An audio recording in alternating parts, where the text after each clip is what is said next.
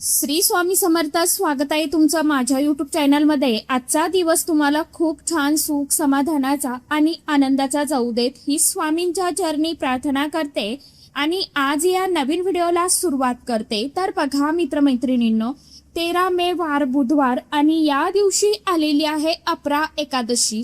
आता अपरा एकादशी ही अतिशय अत्यंत पुण्यकारक मानली जाते. असा विश्वास आहे की हे व्रत केल्याने माणूस अगदी गंभीर पापांपासून मुक्त होऊ शकतो. असं देखील मानलं जातं की भगवान श्रीकृष्णाने युधिष्ठिराला याचे महत्त्व समजावून सांगितले की अश्वमेध यज्ञ करणे, पवित्र तीर्थक्षेत्रांना भेट देणे आणि उदार दान करणे यासारखे लाभ या एकादशीमुळे आपल्याला मिळत असतात. अपरा या शब्दाचा अर्थच असा आहे की अमर्याद असे पुण्य आपल्याला प्राप्त होत असते. त्याचबरोबर अपरा एकादशीचं व्रत केल्याने पूर्वजांना संतुष्टी मिळते, समृद्धी आणि मृत्यू पश्चात आपल्याला मोक्षाची प्राप्ती देखील प्राप्त होते. अपरा एकादशीला अज्ञात पापनाशिनी एकादशी या नावाने सुद्धा ओळखलं जातं, कारण की हे व्रत एखाद्या व्यक्तीला जाणून बुजून किंवा आजारपणामुळे पासून मुक्त करते. धार्मिक मान्यतेनुसार या दिवशी भगवान श्रीहरी विष्णुदेव आणि माता लक्ष्मीची पूजा सेवा केल्याने जीवनातील अनेक समस्यांपासून आपल्याला मुक्ती मिळते. या दिवशी भगवान श्रीहरी विष्णुदेवांना तुळस, पंचामृत आणि पिवळी फुलं, पिवळी फळे अर्पण करून पूजा केली जाते. या दिवशी माता लक्ष्मीची पूजा केल्याने घरामध्ये धनप्राप्ती होते. त्याचबरोबर घरामध्ये सुख शांती राहते. यासोबतच प्रत्येक क्षेत्रामध्ये अपार यश मिळण्यात संपत्ती आणि समृद्धीत वाढ होते. या एकादशीला अचला एकादशी, जलक्रीडा एकादशी असं देखील म्हटलं जातं. अपरा एकादशीचं व्रत केल्याने ब्रह्महत्या, गोहत्या आणि व्याभिचार यासारख्या गंभीर पापांपासून मुक्ती मिळते. त्याचबरोबर या व्रताच्या पुण्यामुळे पूर्वजांना शांती मिळते. अपरा एकादशीच्या दिवशी दानाला, स्नानाला खास विशेष अनन्यसाधारण असं महत्त्व दिलं जातं. तुम्ही तुमच्या क्षमतेनुसार दान करू शकता. तांदूळ, गहू, डाळ किंवा इतर धान्य जसं की फळं असेल हे सुद्धा तुम्ही दान करू शकता. पाण्याची बॉटल जी आहे तर बिस्लरी तर ती सुद्धा दान करू शकता, या दिवशी वाटू शकता. यामुळे घरामध्ये कधीही अन्नधान्याची उणीव, चणचण, कमतरता ही भासत नाही आणि सुख समृद्धी आपल्या घरामध्ये कायम टिकून राहते. त्याचप्रमाणे एकादशीच्या दिवशी कपडे दान करण्याला खास विशेष महत्त्व दिलं जातं.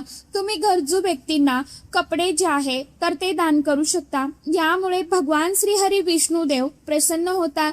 त्याचबरोबर या दिवशी तुम्ही उन्हाळा आहे त्या व्यक्ती बाहेर असतात की गरजू व्यक्ती असतात, जसं की वृद्ध व्यक्ती असतात, त्यांना चप्पल, बूट सुद्धा दान करू शकता.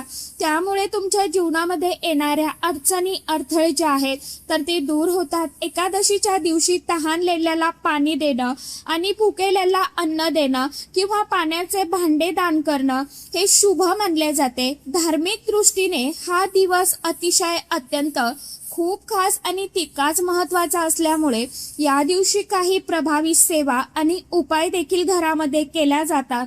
म्हणूनच अपरा एकादशीच्या दिवशी तुम्ही एक वेळ व्रत नाही केलं तरीही चालेल, परंतु अजिबात खाऊ नका ह्या 3 भाज्या.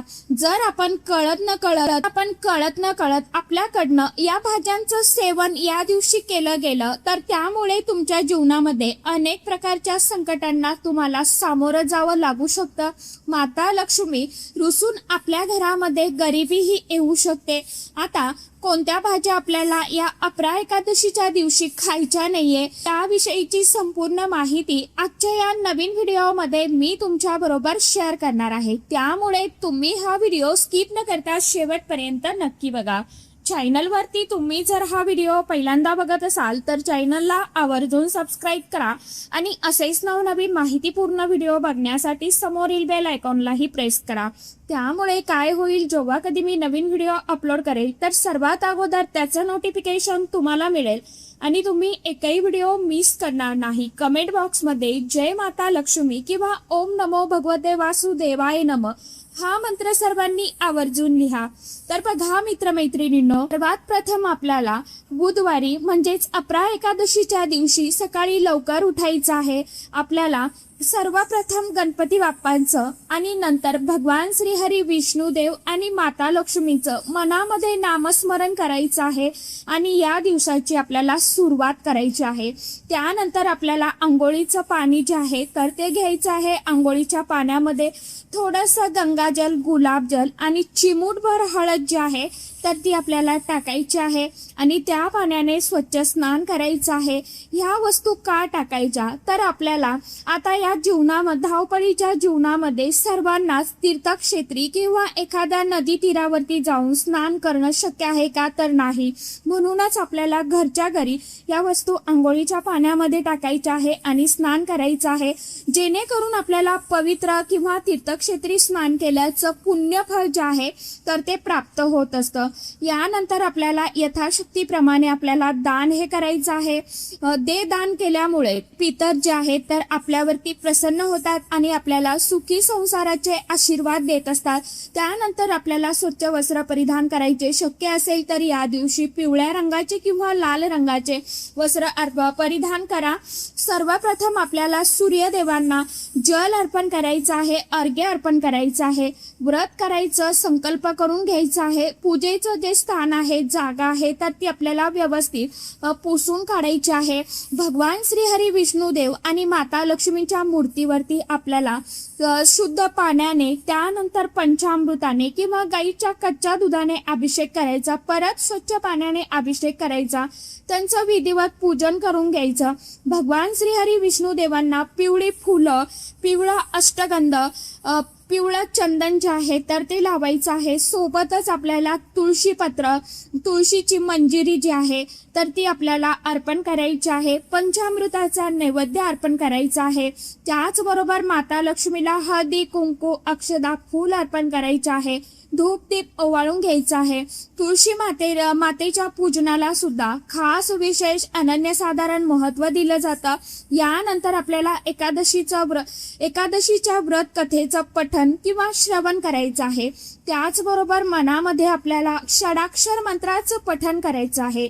ओम नमो भगवते वासुदेवाय नमः हा मंत्र आपल्याला किमान 108 वेळा जप करायचा आहे।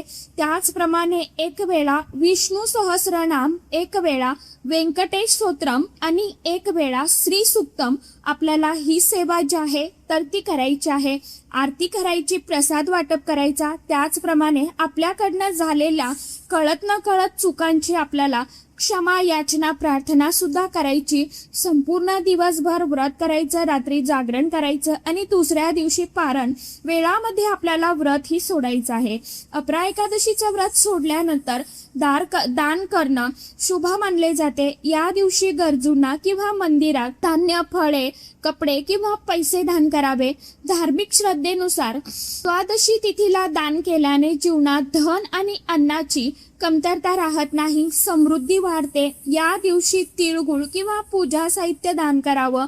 यामुळे भगवान श्रीहरी विष्णुदेव आणि माता लक्ष्मी आपल्यावरती प्रसन्न होतात। यासोबतच पिंपळाच्या झाडाची पूजा करणं देखील तितकं शुभ मानलं जाते। पाणी अर्पण करणं देखील शुभ मानले जाते। पण एकादशीच्या दिवशी काही चुका ज्या आहेत तर त्या आवर्जून आपल्याला टाळायच्या आहेत। त्याचबरोबर काही भाज्या ज्या आहेत तर त्या आपल्याला चुकून देखील घरामध्ये कळत न कळत सुद्धा सेवन करायच्या नाही। आता तुम्ही हे व्रत करत असाल किंवा करत नसाल तरी देखील तुम्हाला चुकून सुद्धा एकादशीच्या दिवशी जास्त वेळ झोपायचं नाहीये, सोबतच दुपारी देखील झोपायचं नाहीये। आपल्याला दिवसभर भगवान श्रीहरी विष्णुदेव आणि माता लक्ष्मीचं मनामध्ये नामस्मरण करायचं आहे। आपण म्हणतो ना, हाती काम मुखी राम, तशी आपल्याला सेवा करायची आहे।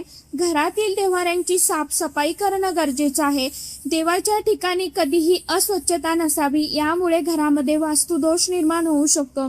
त्याचप्रमाणे एकादशी आणि द्वादशी या दोन्ही दिवशी आपल्याला चुकूनही केस कापायचे नाहीये। जर आपल्याकडनं कळत न कळत केस कापले गेले तर आपल्या जीवनामध्ये अनेक प्रकारच्या दोषांना सामोरं हे जावं लागू शकतं। या दिवशी शरीराला तेल लावणं किंवा मालिश करणं वर्ज्य मानले जाते। यामुळे या दिवसाची पवित्रता भंग होते। तसेच एकादशीच्या दिवशी शरीराच्या कोणत्याही भागाचे केस नख कापणं वर्ज्य मानले जाते। यामुळे व्रताचे पुण्य हे कमी होते। तसेच एकादशीच्या दिवशी चुकूनही आपल्याला कुणाचंही मन दुखवायचं नाही, अपमान करायचा नाही। त्याचबरोबर कोणत्याही प्रकारच्या मुख्य जनावरांना आपल्याला त्रास द्यायचा नाहीये।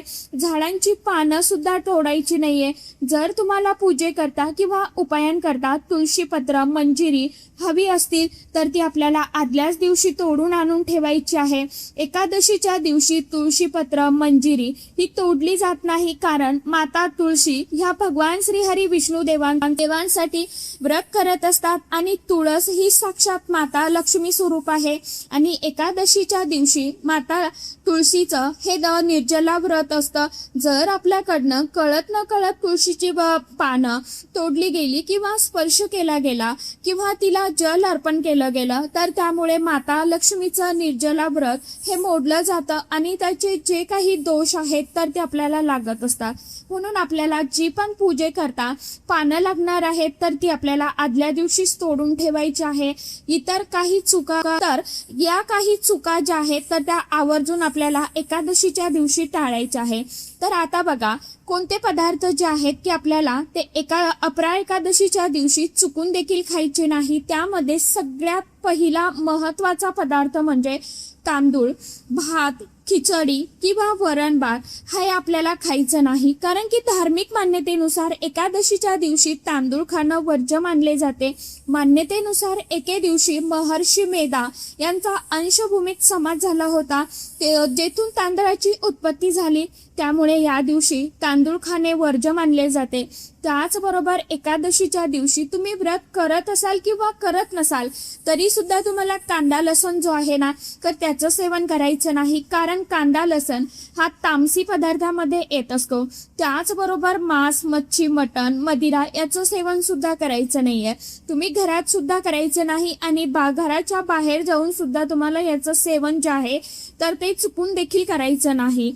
त्याचबरोबर भाज्या ज्या काही जमिनीखाली उगवतात ना, जसं की कांदा असेल, लसण असेल, बीट, मुळा, गाजर, बटाटा यासारख्या भाज्या ज्या आहेत तर त्या सुद्धा चुकून देखील आपल्याला या एकादशीच्या दिवशी खायच्या नाही। त्याचबरोबर कोणत्याही एकादशीच्या दिवशी आपल्याला चुकून देखील घेवड्याच्या भाजीचं सेवन हे करायचं नाही।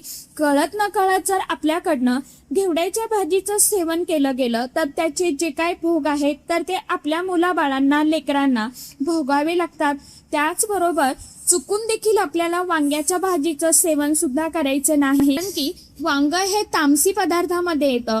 तांदळाप्रमाणे आपल्याला एकादशीच्या दिवशी बार्लीचं सेवन सुद्धा करायचं नाही, कारण बार्ली सुद्धा तामसी पदार्थामध्ये येते। त्याचबरोबर तुम्ही व्रत करत असाल किंवा नाही करत असाल तरी सुद्धा तुम्हाला मसालेदार पदार्थांचं सेवन जे आहे तर ते करायचं नाही। तुम्हाला सात्विक हलकं अन्न जे आहे तर ते ग्रहण करायचं आहे। त्याचबरोबर जर तुम्ही जेवण बनवणार असतील तर त्यामध्ये मोहरीच्या तेलाचा वापर तुम्हाला अजिबात करायचा नाही। आता तुम्ही एकादशीचं व्रत करत असाल आणि त्यामध्ये जर तुम्ही फलाहार घेत असतील तर त्या फळामध्ये चुकूनही तुम्हाला फणसाचं सेवन करायचं नाही, कारण फणस सुद्धा तामसी पदार्थामध्ये येतो। तर या काही चुका आहेत। त्याचबरोबर या काही भाज्या आहेत ज्या आपल्याला या अपरा एकादशीच्या दिवशी चुकून देखील खायच्या नाहीये, कारण की बघा बऱ्याचदा आपल्या आयुष्यामध्ये अनेक प्रकारची संकट, अडचणी, समस्या, अडथळे जे आहेत तर ते येतात आणि आपल्याला कळत देखील नाही की आपल्याकडनं अशी कोणती चूक झाली आहे ज्यामुळे आपल्या आयुष्यामध्ये हे भोग जे आहेत तर ते आपल्याला भोगावे लागत आहे। पण आपल्याकडनं जेव्हा अशा छोट्या मोठ्या चुका होतात, विशेष करून अशा स्थितीला काही चुका घडतात तर त्यामुळे आपल्या जीवनामध्ये अनेक प्रकारच्या संकटांना, समस्यांना आपल्याला आपल्याला सामोरं जे आहे तर ते जावं लागू शकतं. कुणीही जाणून बुजून गलती करत नाहीये. काही वेळा आपल्याला काही गोष्टी माहीत नसतात, आपण एवढं लक्षही देत नाही आणि नंतर आपण विचार करतोय की माझ्यासोबतच असं का होतंय. म्हणून आपल्याला अशा काही ज्या तिथी असतात ठराविक, तर त्यावेळी आपल्याला त्या नियमांचं, त्या गोष्टींचं पालन करणं हे अतिशय अत्यंत गरजेचं असतं. तर अशा पद्धतीने आपल्याला आपल्या घरामध्ये काही नियमांचं पालन करायचं आहे. काही भाज्या ज्या आहेत तर त्या चुकून देखील अपरा एकादशीच्या दिवशी खायच्या नाही. आशा करते व्हिडिओमध्ये सांगितलेली माहिती सर्वांना समजलीच असेल. तर चला, आजच्या व्हिडिओमध्ये इतकीच माहिती होती. कशी वाटली नक्की सांगा. व्हिडिओ आवडला तर चॅनलला आवर्जून लाईक, शेअर, सबस्क्राईब जरूर करा. परत भेटूया नवीन माहितीसोबत, नवीन व्हिडिओंसोबत. तोपर्यंत सर्व माझ्या यूट्यूब परिवाराला श्री स्वामी समर्थ.